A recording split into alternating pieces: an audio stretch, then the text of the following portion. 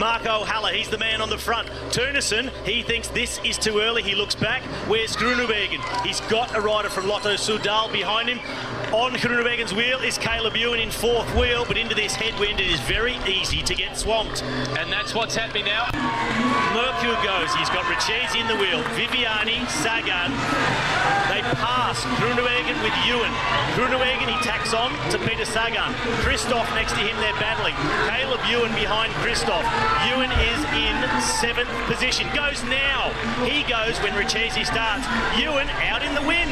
He comes in a little bit, picks up a tiny bit of slipstream. Richesi gives him a bit of a check. He's just too strong. Over the top. Clear victory for Caleb Ewan. What a win.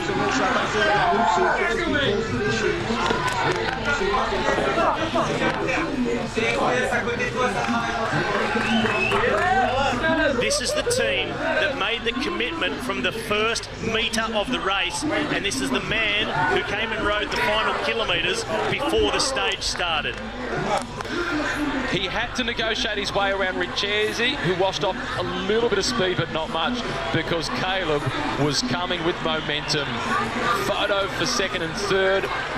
Viviani, Groenewegen. We'd like to see the other angle. Certainly Sagan in fourth. Caleb Ewan has won this sprint on brute strength.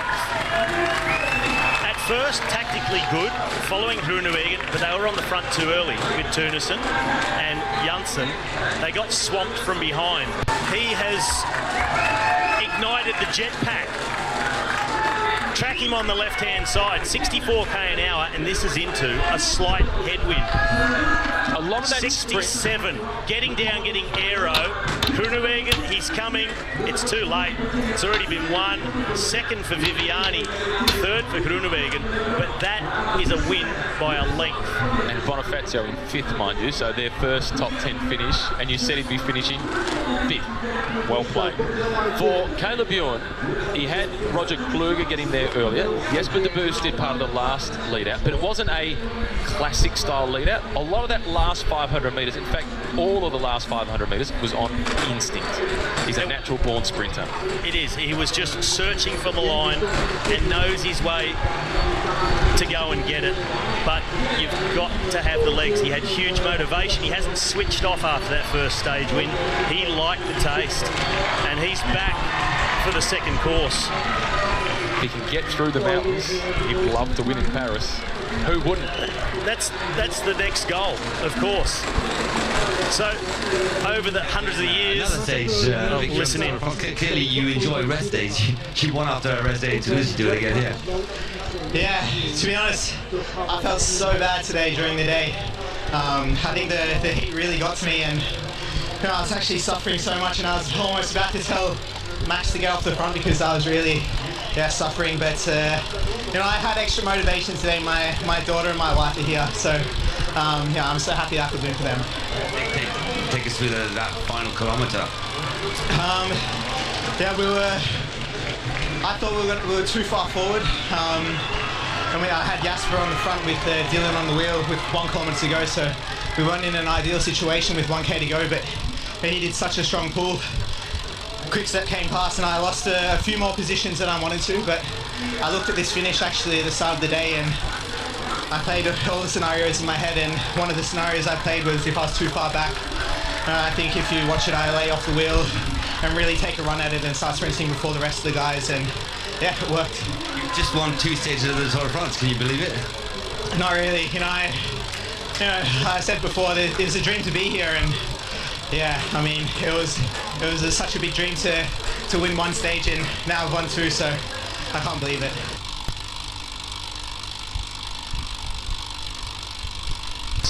Exploring the ancient Roman heritage of the region, the peloton will depart destination Gap. It's 200 kilometres for stage 17 of the Tour de France. Let's now take a look at what confronts the peloton for stage 17. It starts at the Pont de Gare, 200 kilometres heading through to Gap. destination eventually after that into the Alps. So this is one of the final chances for a big breakaway. Category 4 climb at the midpoint of the stage, but it's just a gradual drag right from the very start till there. Then a Category 3 climb towards the end before they descend down into Gap for the 25th time in the history of the Tour de France. Sven-Erik Byström at the end there, he referred to one of the great cliches, because it is a truism in cycling, in any sport, endurance sport at least. If you wait until you're hungry or you wait until you're thirsty, it is too late.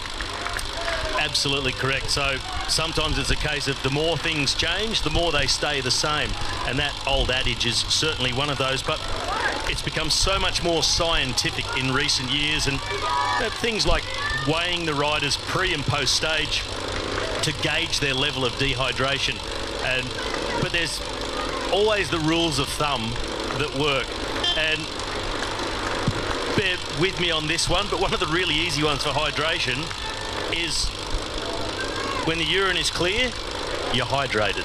And that's just the really easy way to work towards. You can go and weigh yourself and say, oh, you're at 1.2 kilos less than you were at the start, so you need to drink 1.2 litres.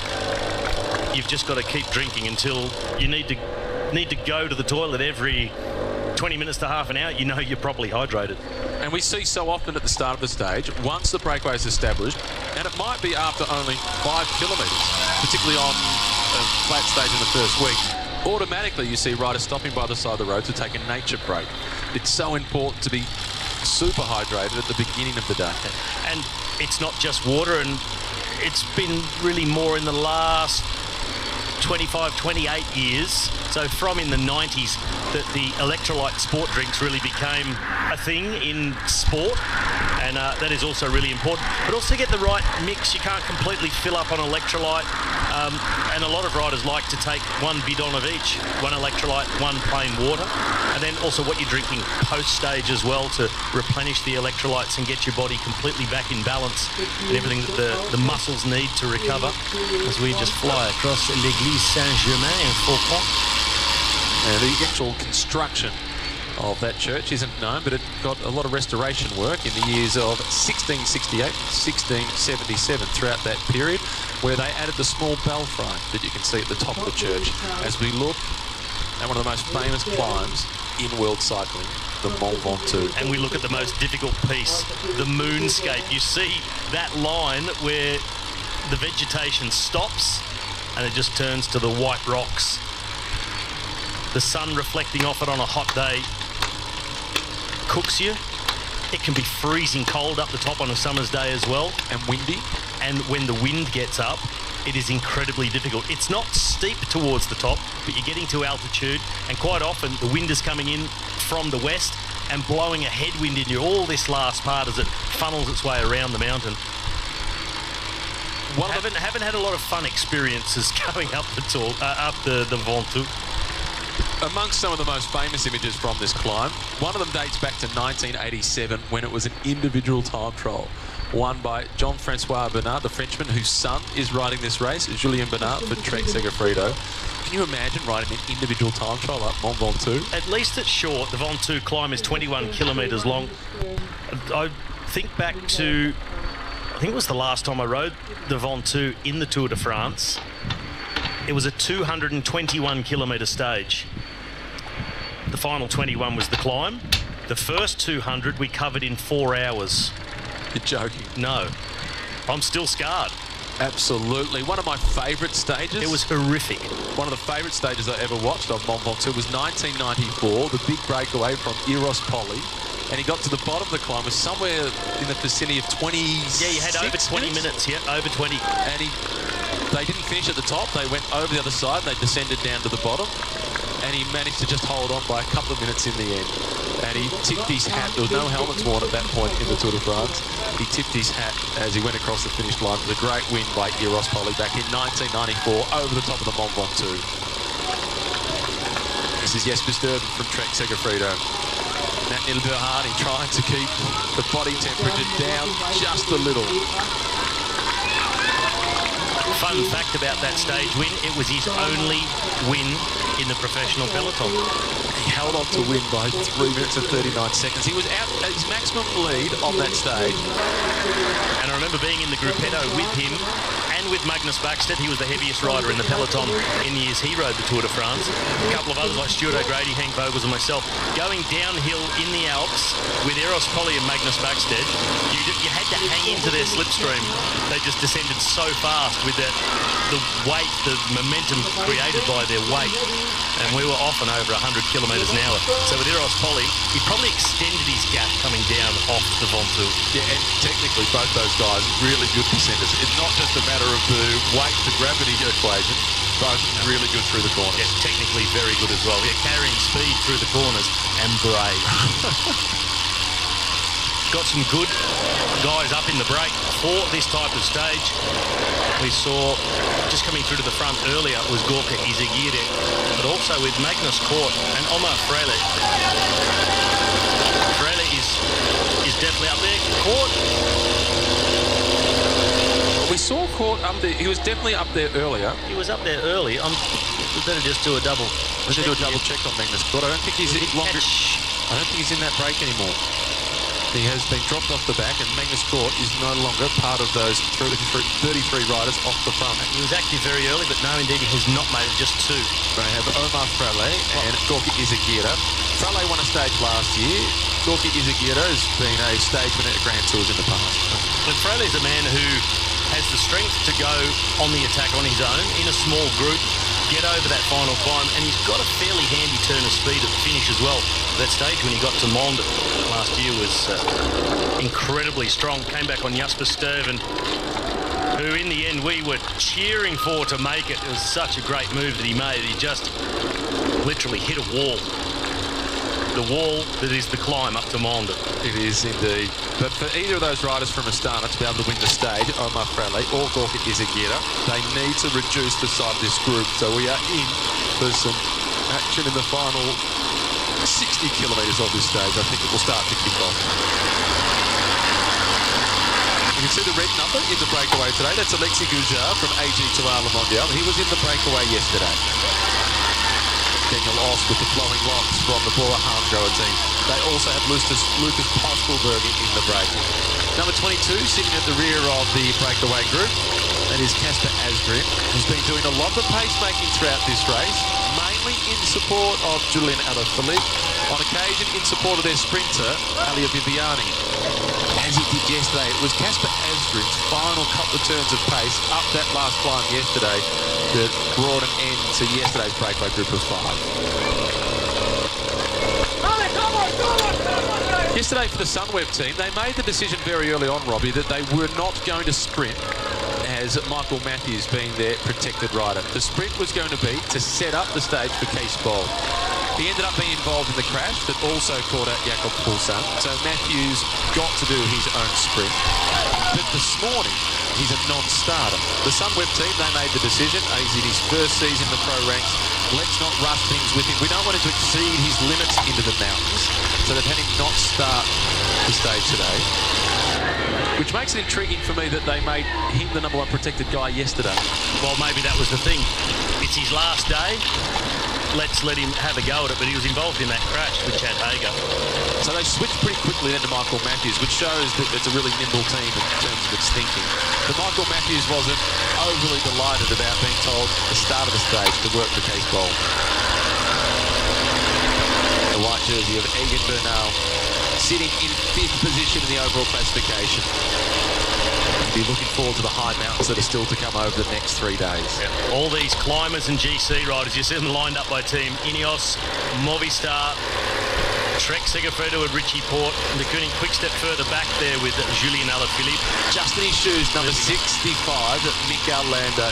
He is the wild card in the pack. He sits in 7th position, almost 5 minutes behind the yellow jersey, but many are saying he can still win. I don't think he'll reach the podium. There you go. Nairo Quintana yesterday, he was caught behind a fall. He didn't crash, he put his foot down. He lost more than a minute again yesterday. Yeah, we know Mikel Landa is an enigma. Expect the unexpected. He goes on long-range attacks. But I don't think he'll make the podium in this tour. He may threaten the top 5. I think it's just too much time to make up. But but surely you've got to pay for that the next day. He's a rider that Dave Brailsford, the team manager across at Ineos, has spoken about as a threat. He previously rode for Team Sky. They know what they're in for with Mikel Landa. He's the one guy that they think he can launch a long-range attack and sustain it. Others, they back themselves to be able to slowly whittle their advantage down. So look at the peloton being led by Deceuninck Quick-Step, the advantage at 8 minutes and 29 seconds. 113 kilometres to go at the front of the peloton. Let's now turn our attention to the Tour Media Medal. This is a technical course. This is a breakaway group of 33 riders. No real threats here to the yellow jersey of Julian Alaphilippe. The nearest is Xandre Deruse, who's more than 28 minutes behind. Really impressed about Caleb's win yesterday was not just that laying off the wheel, the slingshot effect out of the slipstream and hitting the front, but that he went from a long way out, a good 250 metres into a slight headwind and just held that. He didn't look like he was fading towards the line. But it's a long way from Paris from here. Yeah, and he's going to need a lot of help from his teammates, guys like Jens Kirkeleder, who's just coming through to the front now.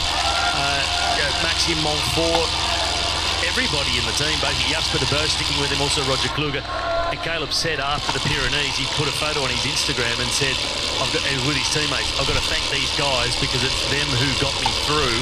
There were some really rough moments today and I thought I was almost out. Yeah, the teamwork for a sprinter, the support for a sprinter, it's not as simple as just the lead-out train. In fact, often it's all the other stuff that we don't see that happens at the back of the peloton. That was Edvald Bosenhagen rolling through to the front of the breakaway group. At the back of the breakaway, in last position, that is Volker Mollema. Just in front of him is his teammate Jasper Sturven. And they also have, in this breakaway group, the Latvian national champion Tom Skoins. Simon Clark, the pink colours rolling through. And the white colours, the former world champion, that is Rui Costa. Followed then by the Colombian champion of a few years ago, that is Sergio Henao. Latvian national champion is next in line, as Tom Skoins. Then it's the European champion, Matteo Trentin, followed by his teammates, that is Chris Juul Jensen. The Dane who speaks with a very thick Irish accent. Spent all of his teenage years up to around about 15 or 16 in Ireland. In fact, he spent most of his childhood in Ireland before moving back to Copenhagen in his mid to late teens. They hit the base of the first climb of the stage. Category 4 climb, it's 2.3 kilometres in length with an average gradient of 6.2%. Is it too early to see any action from this breakaway group? Yeah, I think it's still too early. 97 kilometres to go. I mean, there's long-range moves, but 97. I'd find it hard to imagine that anybody in this group is thinking, yeah, just inside 100k to go, that's when I'll go solo. Particularly in this heat. Yeah. Casper Asgreen, number 22 at the back of the group. But Thomas de Gent might just test everybody's legs a little. Can we thin the group? There's rules, and then there's Thomas. Yeah, that was the next thing to get to. If there's anybody in this group that might just do it, there's that man. And Rui Costa is staying nearby, so too is Simon Clark. They're well aware of the reputation of Thomas de Gent. Do not take your eyes off Thomas de Gent. Back in the peloton, they're still being led by Deceuninck Quick-Step. Today, Julian Alaphilippe has himself ranked as equal 15th in terms of French riders and their time in the yellow jersey. This is his 12th day in yellow. He had 2 days at the start of the tour before surrendering it to Giulio Ciccone. But if he takes it today, he'll move one step further forward in those rankings of Frenchmen to form the yellow jersey.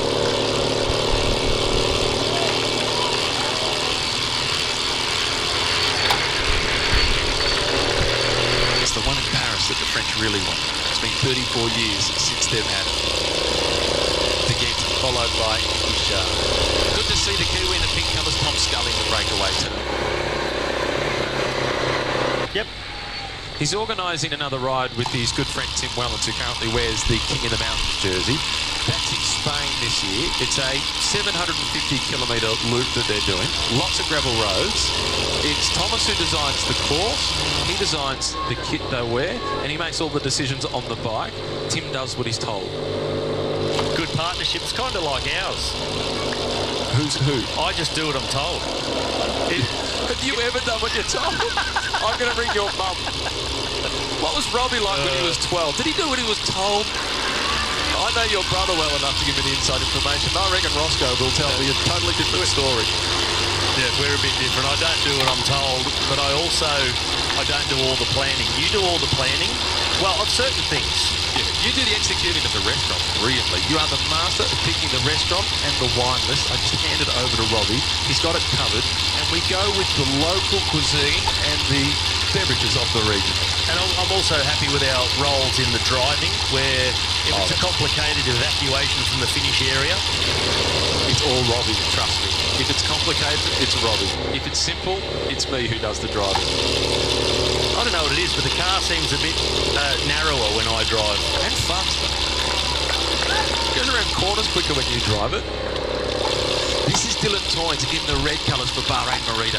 One stage win already. That was on stage 6. That was to the top of La Compatibility. He's got his mojo this year, Dylan Toynes. He can definitely win this stage today. He'll need to get away from the likes of Jasper Sturven and perhaps even number 22, Casper Asgren, but he could pick up another victory. I would like to thank Paul Carey on Twitter for just doing some quick mathematics for us. We were just talking about the difference in aerodynamics, and over an 8.5 second period of a sprint, or which is around the last 200 metres, 1 kilometre an hour equals 27.7 centimetres a second. So over 8.5 seconds, 1k an hour equals 2.36 metres, or a bike length, which is what Caleb won by yesterday. So thank you for confirming my thoughts with actual mathematics. Hashtag we love Paul. Fantastic. Nailed it. It makes all Check out the big brain on Paul. Just a little bit too much Pulp Fiction. It's the Royale with cheese. Almost at the top of the climb for the breakaway group, and I'm suspecting that Thomas Degendt will take the points at the top. He currently sits in 3rd position in the King of the Mountain classification. He's 27 points off the lead of his teammate, which is Tim Wellens. And it's only 1 point at the top of this climb. But as we saw through the intermediate sprint, Thomas Degendt sees a prize, and it's like a red rag to a bull. Yeah, and he'll just set the pace, and he'll set enough pace. You look what's happening in the back of the group. Little splits, guys chasing across gaps. Thomas just making sure that he's setting enough of a pace that everyone goes, okay. And the other thing that they're doing is they want to stick with him. Daniel Hoss is aware of this. So too is Alexis Gujard. Coming around the outside is Pierre-Luc Perichon. They would probably be thinking, we need to stay with Thomas Degendt just in case. But he's backing off. Yeah, he had a look and he backed off. But what he sometimes does is he has a look as if, okay, you're there, I'll just ease up. And he even sits up higher and he starts pushing the pedals harder. Whilst he's got the body language of up high in the back. Sneaky. Clever. But I still think it's way too far to do a move like that. And so he has eased right off. But Pierre-Luc Perichon was cautious. Oh, yeah. Even Daniel Oss didn't want points. He thought, I'm just going to have a look and make sure that they'd gone over the top with 4 and a gap had opened up. Oss thought, well, let's not get caught out just in case. Rather make an effort that turns out to be unnecessary than not make an effort, which at the end of the day you think to yourself, oh, gee, I wish I'd just gone. Yeah, you'd rather be cautious than wrong than too relaxed and wrong. Peloton still being led by Deceuninck Quickstep out to 10 minutes and 35 seconds. And it is absolutely pouring down on the head of the race. It looks to be a very localised storm, but it's one that was on the forecast, the possibility of local storms throughout the area. As the heat builds up in the Alps, the cold air meets the hot air, suddenly you've got a storm front on your hands. And we even had a bit of picture break up there just from the amount of rain falling from the sky. That is an incredible turnaround in terms of the weather conditions, and this looks picture perfect. Look in this direction, completely clear. Looking out of our commentary booth, there's a few heavy clouds on the horizon, but here in Gap at the moment is also fine. Would you welcome the rain, given the heat that we're having? Absolutely, it would feel wonderful. It's one of the few occasions where you would actually welcome the rain. I don't know how long it will last, because it's still really warm here at the finish line. It's still up in the mid to high 30s. Here's the breakaway group. There is Nico Roach in the red colours now rolling through to the front, followed by the Olympic Games gold medalist from Rio. There's Greg Van Avermaet. Then Ben King behind him with the green helmet on. The yellow helmet, that is Nelson Oliveira from Movistar. They lead the team classification. Behind him in pink is the Kiwi, Tom Scully. Phenomenal, and the peloton there at 12 minutes and 19 seconds. They haven't hit the rain yet. It has to start and stop somewhere, doesn't it? Yeah, and it's quite possible that it will move across and the peloton will just hit wet roads and think to themselves, What happened here? absolutely torrential on the front group at the moment, but they, I'm sure, will be actually enjoying it. Here's the first drops, it looks like, for the peloton as well, and the big drops of rain, really heavy. On that gorge that we went through a little while ago, they had a horrible flood that went through there in 1992 where, sadly, 37 people passed away. So a flood can hit this region really quickly. And you see how gingerly they were through that last corner as well. When it hasn't rained for a long time, then it suddenly pours down. Things can get a little bit slippery as well. But rain this heavy is likely just to wash the roads completely clean. Any residue that's built up, that'll be gone in that section. And what about the contrast to that in terms of racing in the rain and the spray with the water coming off the wheels and the chance of picking up a bug and infection as a result of that? Does that increase by much? Only very slightly, I think. More so in real rural areas where there's a lot of dirt on the road, it's mud out of the fields that have been fertilised with manure and that sort of thing, like the races we see in Belgium in the spring. Nico Mercu, I think that smile at the front is the irony of the change in the weather conditions. From boiling hot, and the rain is hitting the ground and evaporating almost straight away. Thibaut Pinot is all smiles. He likes the cool conditions. There's riders with blocks of ice down their back, and now they're about to get poured on. Here it comes down on the peloton.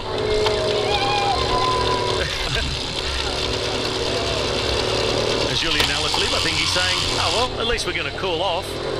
It's William Bonnet who he's speaking to from Group Armour FDJ. Look at all the smiles. Enjoying it. Yep. Quite often in a race, when it starts to rain, you see the looks on the faces. They go long.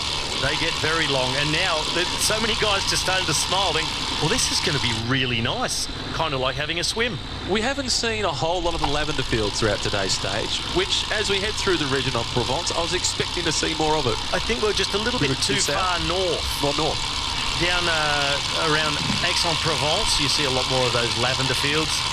As we see another one of those beautiful shots as we have throughout the tour of these magnificent birds soaring high. Not too spooked by our television helicopters.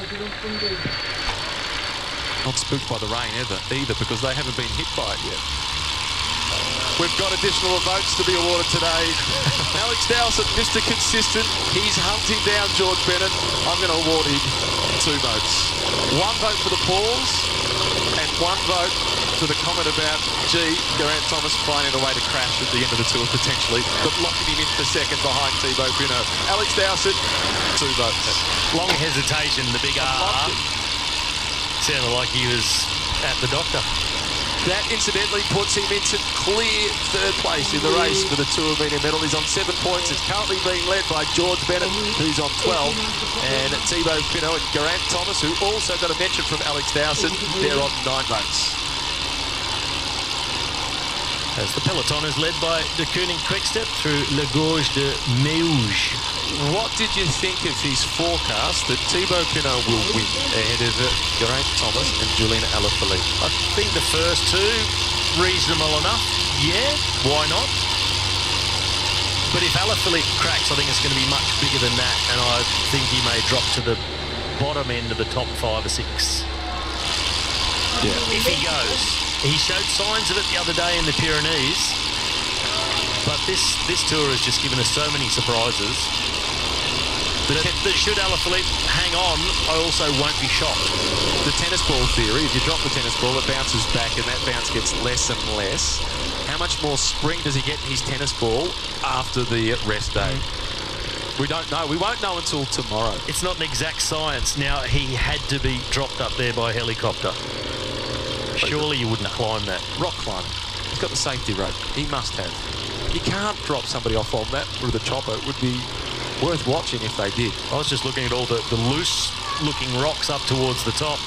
The French are so famous for their rock climbing. Well, he's a lot braver than I am. He's a hell of a lot braver than I am, I can assure you. Peloton still being guided by Deceuninck Quickstep, the team of Julian Alaphilippe. It is magnificent. We talk a lot about all the man-made structures, but this is Mother Nature at her very best. I like that he's got the polka dot jersey on. See, he's climbed up. See the safety harness. Oh, my goodness. You know that feeling you get in the bottom of your feet when you're watching someone else stand at a really great height in a precarious place? Maybe you don't know, but that's what I've got now. I've just taken a look at the King of the Mountains classifications. Tim Wellens leading on 40 points. Thibaut Pinot in second on 50 points. And that guy moves into third he should on just 45. move up. Absolutely. That's categorised on its own, that climb. This is Chris Juul Jensen for Mitchelton Scott at the front, the black and yellow. His former teammate, Jens Kerkelaer, now rolls through to the front. You can see the expression in their faces starting to change and looking a lot more serious. The tension on the face there of Tom Scully. Simon Clark now comes through in the pink. Nicky Shah in the orange colours has been doing more work at the front than his teammate, Greg Van Avermaet. To the 14 minutes, under 50 kilometres to go, there's no real reason to be swapping off in earnest anymore, and I've seen little signs. I spotted a couple of riders just tighten a shoe here and there. Riders start to spend a little bit more time at the back, a lot more talk on the radio. This gorge that we now journey down through, it's classified as a natural zone of ecological fauna and flora interest, so it is protected by the government decree. Peloton in single file, they're really just trying to get through to the finish line. It's protected, but you're still allowed to climb all over it, by the looks of things. And race your bike through the middle of it. Steve Lampard on the fronts. They have had an enormous tour. Their big focus really was the first week to try and win a stage with Julian Alaphilippe, the sprint finishes with Alia Viviani, and then see what they could do overall with Enric Mas. This is the breakaway group. This is Niels Pollitt. He's all smiles. He's enjoying himself. Let everyone know what's happened right from the start if they're just tuning in. And I was looking at my race book, small downhill, and I was just about to say, this is the time when the opportunities are starting to come up, places on the route to attack. Small uphills, little sections where it's possible to start the action. And just as we were going to go to that package, we noticed the first little split occurring in that front group, the breakaway of 33 riders. It's starting. And it wasn't so much as an attack. It was some of the tactical moves of people trying to stay at the back, stay out of the wind. Chris Juul Jensen out the fronts. It's that manoeuvring, putting himself in a position just to do a little bit less for a little while, really save the legs, and then start to think about what's coming up. They've done that downhill. Now there's a series of small uphills, and here's an acceleration into a corner. It's Mollema who is the first to go. This is a genuine attack from Volker Mollema. Robbie, once again, you have read the tea leaves correctly. It's Alexis Goujard who is responding. Well, Mollema with Sturven in the group, this is exactly what he had to do. Go long range, force the others to come with him. If a group forms with him, then he can afford to start sitting back and doing less or nothing at all. Say, I'm going to ride for Sturven. I want him to come back to us because he can beat you all in the sprint. But he's a man who has won a stage a couple of years ago in the Tour de France, stage 15, the Puy-en-Velay, with a late attack out of a breakaway group. And he attacks just before the bottom of the final climb, and they never saw him again because he is so strong. And he's technically good. You saw where he attacked, going into a corner, catch them by surprise, open a little gap up. The reaction came really quickly, though, from Goujard, and it looks like he's closing the gap, but a little fracture at the front of this group. The importance of attacking going into the corner versus going out of the corner. Well, you've already exited. There's someone in your wheel. It's a pretty obvious move. Going in and catch them off guard. An attack now by Scully. And Alexis Goujard, the rider that I spoke about earlier, is perhaps pays the price for the fatigue of being in the breakaway yesterday. The man in the yellow shoes is showing no such sign, and in fact, it's Goujard who is the next to go. It's Goujard just not wanting to miss out, so maybe thinking to himself, it's tactically tactically so difficult to pick, I'm going to follow the first couple and immediately I'm going to go as hard as I can and see if I can get away. Then you don't have to react to attacks. You are the attack. You are the attack. Lots of the riders in the red colours from Sunweb down at the back of the peloton. Their big hope today, they only have one hope. It's Nicholas Roach, who is in the break. Cheers to the 2 lead-out men for Elia Viviani doing the job today with the yellow jersey. The white, that is Max Richesi. In the red, the Danish champion, Miguel Merkel. A very straightforward defence for De Koning. Quick step. Everyone pretty relaxed in the peloton. This is Emmanuel Bookman. Some people have been saying, oh, under the radar. Nobody's talking about him. We're talking about him every single day. We have been since the start, and said that he came out of the Dauphiné with a 3rd place in the back pocket, and he was always going to be a contender for a top 5. He said, I'd like to finish top 10. He's underestimated himself. In addition to that, whether we're talking about him or not, the riders in the peloton. So to the man in the red, not the red and the black, the yellow and the black, and that is Stephen Kruijswijk. The best young rider in the race, Egan Bernal. Importantly though, he sits in 5th place overall, Niels Pollitt. We went through that list and said who needs to do what and when, who needs to go long range, and this was one of the men we said go long range. A very good time trials, fairly handy uphill without being a climber, and not slow at the finish. So get into a group, get into a 5 or 6 man break, and he can definitely win from that. This is the strategy that you said he needed to adopt when we went through it a little earlier on. It's Jens Kirkeleder who's come out after him from Soudal Lotto, so that's a man with a fast finish. Not ideal for Pollitt. No move yet from Thomas de Gens. Perhaps he waits for a few attacks to soften the legs, and then he goes. Well, a very technical section. Niels Pollitt pushing everybody to the limit if they want to close this gap. Looked a little dusty through that corner also. Everybody on the chase, and Kirkeleder, he is getting across the gap. It's Jules Jensen in the background with Goujard, Tom Scully. So the men who were on the attack just previously, that narrow winding road has just kept them at the front. Everybody strung out. And 2 of the 4 riders from Cofidis are at the very back of the group. Not a good sign. That is Pierre-Luc Perrichon, who is at the rear, and this group is really strung out. This is some serious pressure at the front. Kirkeleder has made it across, and he's created a little bit of a gap to Tom Scully in the pink colours. And that next group still has a gap over the rest, all looking over the shoulder. Edwald Bossenhagen is in that group, the man in the bright green helmet. Looking back look like Jasper Sturven on the front of the rest of the group. We see this vehicle with the Australian flags and the boxing kangaroo every stage of the Tour de France. Tim Wellens at the back, number 168. He will have enjoyed the rain showers. He despises the heats. He has to get into the breakaway tomorrow if he's any chance to win that polka dot jersey. Well, not much is going to change back here either, but up the front, the change is happening. The attacks have started to rain down from the front group. Niels Pollitt and Jens Kirkeleder keen to see what their gap is over the rest, or if they've already shut them down. This is from the breakaway group, number 123. That is Sven-Erik Byström.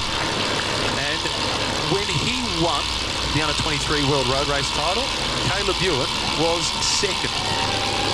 And he's spoken about watching Caleb take that next step up, and he's really enjoyed seeing Caleb have that success. Simon Clark now in pink. So back in our front group, Simon Clark has a little go. Trenton was the man in his wheel. Everything come back together after that attack by Niels Pollitt. There's now 3 of the 4 riders from Cofidis in the back 6 riders of this group. This is Burhani at the rear. Just in front of him is Omar Frale from Astana. Some of the riders in this group, they'll just gamble on having the tactic right, think, I won't get involved, I won't attack or chase yet, I'll sit further back, rely on everybody being really keen not to miss it. Just wait a little bit longer. It's playing your cards close to your chest, holding your nerve, and just hoping you've picked the right tactic. In terms of the general classification from that breakaway group, Zandro Marusek starting the stage in 19th position. With this advantage, he's now moving himself up to 13th place in the general classification. It's a pretty good day. Yep, but a day out here in the break may well cost him a whole heap of time tomorrow in the mountains and see him fall even further back than he was already. Well, the Alps are looming for the entire peloton of this Tour de France. But at the front, the thoughts are not on the Alps. It's on the stage win. This is Goujard. Behind him, Ben King, Jules Jensen. He sits up, so the gap opens. And Goujard wears the red number as the most combative from yesterday's stage. He was in the day-long breakaway. Theoretically, he should be the most tired guy in this breakaway group, but he's showing so much vigour to press on and try and win. Maybe that's the thinking behind his attacks. I'm tired from yesterday, I'm fatigued. I'll just throw out big attacks and see if I can get away. Maybe he's feeling I'm probably not sharp enough at the end to make a big attack, to try and slide away. But they're not sneaky attacks. Big horsepower. He's got Ben King with him, who's got plenty of his own horsepower. Now sprinting across is Tom Scoynes, the Latvian national champion, followed by Stake Langen from UAE. Van Avermaet starting to pay attention. And gritting the teeth too, the Belgian in the gold helmet. And the gap opening up. Look ahead, there are some 10 or 11 riders. And Jules Jensen has not managed to go with the riders going across, but Matteo Trentin is one of them, the teammate of Jules Jensen. And he makes contact at the back. Moore trying to go across. Scully is amongst them in the pink colours. Daniel Oss, he's the man just making contact. So Trentin getting organised straight away. Right to the front, says, come on, this is it, let's split it. They've left behind around 20 riders. Asgreen is the man trying to come across. He has the legs to go across, the 22-year-old Casper Asgreen. Simon Clark just jumping out of the remnants of that breakaway, the big group behind. You just see him coming over the crest in the pink jersey. There he is, Nico Roche, he follows his example. Now this group, they sit and they wait, they try to work out who will do the chasing. And it's Thomas de Gent who is on the front, because also in this group is Jens Kerkelaer. So the two riders from Soudal Lotto from the breakaway have missed the split. Both missed it, so that's not a good sign for this group, having Thomas de Gent trying to chase you down. But that is now a big gap. Simon Clark down in the aero tuck in the background. Then it's Nico Roche. And now it's Nelson Oliveira on the front of the rest of the group. Asgreen, he is on the verge of making contact, but they are really going. Good cooperation in this front group. This is the back of the breakaway. Number 136, that's Volker Mollema, who started it all. Big tailwind down the valley as well. Simon Clark looking like he's starting to get stranded. Another big turn from Trentin. The key notable, Clark is sitting up. He's about to be caught by the chasers. The key notable for Matteo Trentin, he knows that Jasper Stuyven is not in that front group. And he's probably the only guy from this breakaway that could beat Matteo Trentin in a sprint finish. Yeah, they've got Scoynes there, who is actually just waving other riders through. So Scoynes looks like he's suffering. And having the firepower of Jasper Stuyven behind, you may think Scoynes will think to himself, I'm really feeling the pinch. I've got a fast guy from the team behind. I'm going to sit on, I'm not working. And Asgreen has made contact. There he is in blue from the Koenig Quickstep. The workhorse gets an opportunity. He is quite incredible. The amount of work that he's done on the front of the peloton in this Tour de France, and had a heavy crash on stage 3. He's bounced back from all of that to get in the break first thing today and now get across that gap. Incredible from the young Dane. He'd be a popular winner if he was to collect the stage victory. Chris Jorgensen off to the left. He follows the wheel of Niels Pollitt. He's trying to discourage the chase from this group because his teammate Matteo Trentin is amongst the leaders. This is Nico Roche now at the back in the red colours of Sunweb. He sits just behind Sergio Henao. And for the Cofidis team, they've managed to get Pierre-Luc Perichon into this group, number 156. Van Avermaet, who you spoke about in orange, doesn't miss many, and he hasn't missed this one. He went and he was with the attack after Volker Mollema really kicked things off, and then de Gent's missed the next one. That's how you've got to ride when you're in a break with any sort of numbers. You've got to back each other up. When one's made the effort and been in one, you've got to make sure you make the next one, or you're on the back foot and you're chasing. And that gap opening up now, 26 seconds between, vehicles passing by, official motorbikes, cameras. Not a good sign for the chasing group. 11 riders in this group. Number 22 is Casper Asgreen. Just in front of him, Thomas Scoynes. Just in front of him is Gorka Izagirre. This is Niels Pollitt trying to go across. Pierre-Luc Perichon is in the group for Cofidis. Matteo Trentin for Mitchelton Scott. The CCC, they have Greg Van Avermaet. The American Ben King is there for Dimension Data. Daniel Oss is in the group for Paula Hansgrohe. Stake Langen is there for UAE. Alexi Gujar for AG Tour Le Mondial. Tom Scully, the Kiwi, for EF Education First. Pollitt on his own, trying to go across. Well, all but two of the riders in there are doing what we said they needed to do to try and win, go long range from somewhere just within 40 kilometres down to 25 kilometres to go, try and get in a suitable sort of group. But the man going off the front is one of the big dangers for this group. Matteo Trentin with his sprint, so is Van Avermaet, and Gujard has blown. Finally paying the price for yesterday. Said it earlier when we said he's so active, maybe because he's already feeling the pinch and thinking, I won't be good enough to go in the final part of the stage. I'll see if I can get away and get in a group and they let me slide. It's caught up with him. The one thing the team criticises Alexi Gujar for is being too aggressive. It's a nice thing to be criticised for, but today he's paid the price for being a little too active. He's out-attacked himself. Yes, he has. Good effort nonetheless, being in the break yesterday, and really yesterday was not the day to go in a break when you saw the body language of Sudar Lota early on. But look what it's done to the group here. There was acceleration by Trentin. He was off the front, nobody followed, and now they're starting to look at each other. That teamwork element of the break has gone out of it. He's trying to drive the break, but he's disrupting the break, Matteo Trentin. And a lot of riders in this group, they would fear Matteo Trentin, rightly so, in the sprint finish. He has beaten Peter Sagan in the sprint finish to win a stage in the past. And he's really being up front with his riding and pushing the pace and talking a lot, where Van Avermaet is trying the opposite tactic. Just, nobody sees me, I'm just floating along. I'm not even really here. A little bit difficult not to see Greg Van Avermaet. Don't mind me, I'll just do what the rest of you are doing and beat you at the end.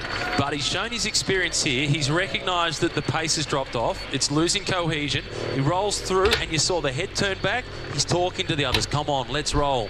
Oss comes through, but back into a single file line. Oss, Van Avermaet, Scully, Asgreen, Matteo Trentin, Ben King, Langen. Then it was Scoins at the back. Gorka Izagirre just taking a drink. Now, he is the sleeper in the group. I expect a clever attack from Izagirre. His brother's been a stage winner in the Tour. That was in the rain into Morzine. That was in 2016. He'd like to join him as a stage winner in the Tour de France. Neutral Service still providing the water, and there'll also be a Mavic Neutral Service motorbike, but not car, directly behind them. This is the peloton going through the motions. The Yates twins at the back. Number 108, Simon. He's been a dual stage winner in this year's race.